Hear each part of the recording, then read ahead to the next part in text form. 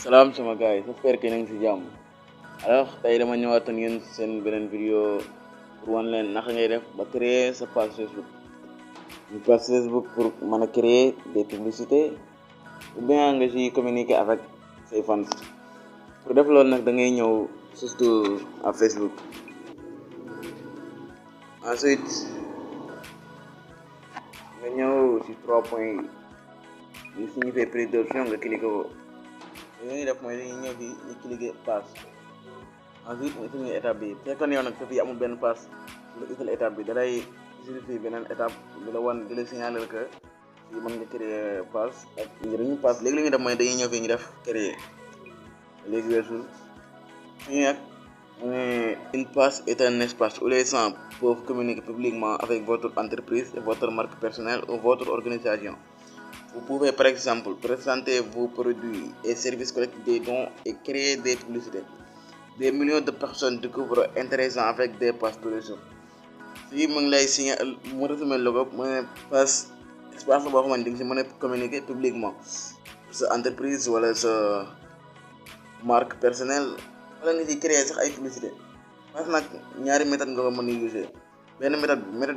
boo xam ne bëgg a user pour gagner ay revenus mën na nekk comme YouTube nga ciy gagner ay revenus comme YouTube wala boog nga koy use comme di créer ay publicité. foofu dina si ñëw beneen vidéo à part pour wan leen naka ngay def pour mën si def ay publicité nga xamante ni Facebook si boppam ngay fay ñoom ñu promouvoir la say publicité comme boo defee publicité nga dugal ko sa page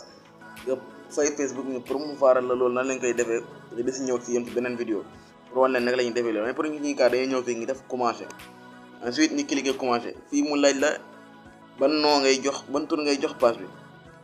boo xoolee si mu defal le nom de la page doit être le nom de votre entreprise, marque personnelle ou organisation. Vous pouvez demander à modifier cette information plus tard.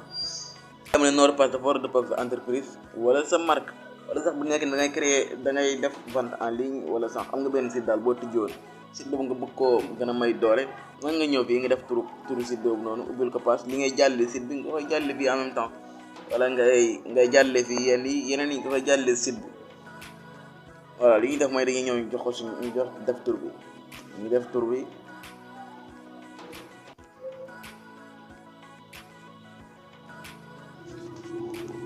ensuite léegi li ñuy def mooy dañuy ñëw ñuy def suivant. léegi fii mu wax nga choisir catégorie ban catégorie ngay yëngu maanaam da ngay créer da ngay fii mën nga fii tànn 3 catégories boo xoolee suuf sax mu ngi def defal catégorie populaire bu fekkee yëpp ne benn neexule si mën nga ñëw fii nga def acheter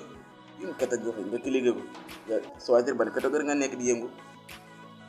mais ngeen bàyyi jël ñetti catégorie nag nga mën a jël léegi ngeen bàyyi jël ñaar rek nga ñëw def création digitale. ensuite ñu ñëwaat ñu cliquer deuxième bi blog personnel léegi li ñuy def mooy dañuy ñëw fii ñu def suivant da ngay xool ban catégorie nga nekk di yëngu comme ban catégorie nga nekk di yëngu nga def foofu nga choisir catégorie boobu noonu loolu dafa lay permettre comme nit ñi dugg sa page automatiquement dañuy xam yow page bi c'est lan la nekk di yëngu. fii nag mu choisir loolu la pour nga liggéey fii sa lien site web maanaam fekk da nga tijjoon benn site léegi nga bëgg jël site web bi rek ko ak sa page bi comme par exemple yow da ngay def vente en ligne am nga beneen site boo xamante ni pour di yow nga si jàllale yow créé nga benn page bi nag da nga bëgg di si jàllee ba léegi say produits yi ngay vente léegi nga def fii sa site sa lien bi léegi def nga catégorie boo gi dikk sa catégorie bi boo xoolee sa catégorie bi dana xam ne yii kat